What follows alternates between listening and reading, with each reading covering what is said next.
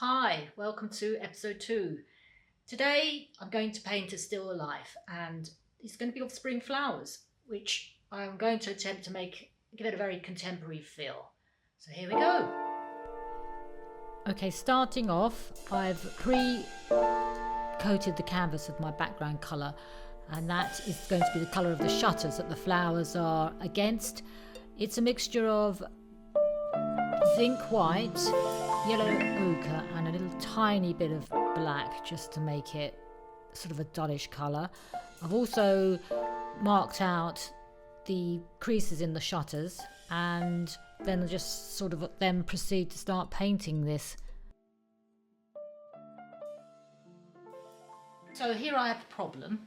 My source photograph, the colours in that are different to my printed source because my printer broke.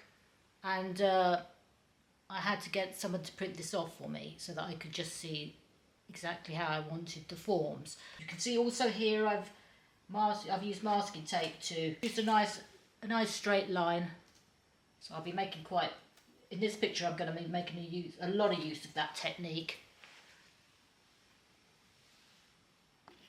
I've changed my technique here a bit.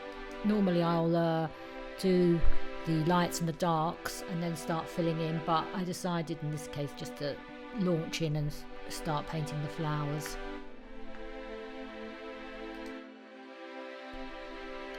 I thought I'd look up the history of still life painting and found out that the origins are actually really very old, as the first still life paintings can be traced back to ancient Egypt in the 15th century BC.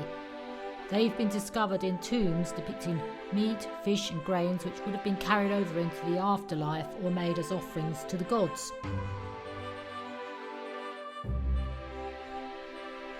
For me, one of the most famous still lifes that we know today is Vincent van Gogh's still life of sunflowers. He did them in Arles in the south of France in 1888 and 1889.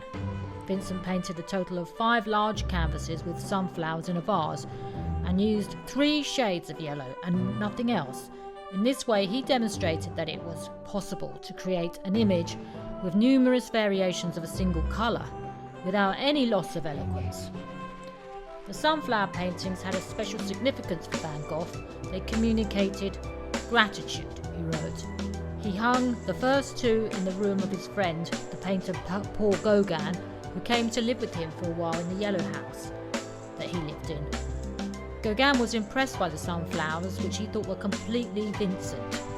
Van Gogh had already painted a new version during his friend's stay, and Gauguin later asked for one as a gift, which Vincent was reluctant to give him. He later produced the 2 loose copies, however, one of which is now in the Van Gogh Museum. While Vincent himself has never actually stated why he liked the sunflowers in particular, references to them are made in his many letters which help give us some idea. In a letter to his late sister, dated the 21st of August 1888, he talks of his friend Gauguin coming to live with him in his yellow house in Arles. Then goes on to say that he intends to decorate the whole studio with nothing but sunflowers. Though originally made for Gauguin, Van Gogh later took the sunflower as his own personal and artistic signature, telling his brother Theo in another letter in 1889 that the sunflower is mine.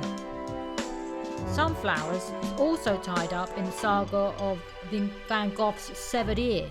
The yellow house would be the scene of Vincent's self-mutilation.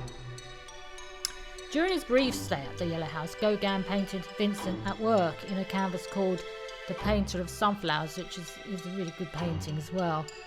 In 1890 in Brussels, a Belgian painter, bristling at having his paintings displayed in the same exhibition as Sunflowers, saying Vincent was a charlatan. Vincent's friend Henry Toulouse-Lautrec heard the disparaging remark and challenged the Belgian to a duel which never took place. Going back to Van Gogh, when he moved to Arles, he entered into a prolific period in which he infused his works with yellow hues. Several theories attempt to explain this. One asserts that he overindulged in absinthe, while another suggests he took too much digitalis. Either substance could have tinted what he saw with yellow.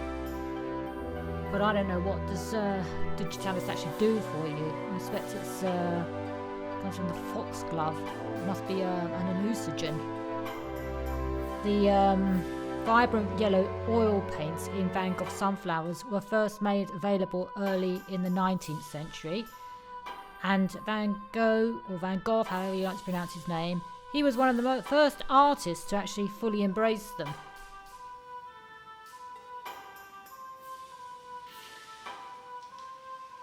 Okay, I'm going to stop there because there's a lot more work to do, and the work that I'm going to be doing, I'll be doing it off camera because it's going to take a long time to dry. So I'll do the final little touch-ups and bring it all up to how I would like it to be finishing up.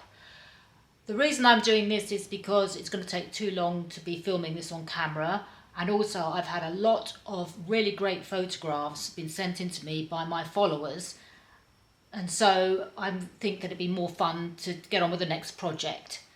If you want to see the end project finished, then follow me on Instagram and I will post it on Instagram when it's completely finished. Thank you.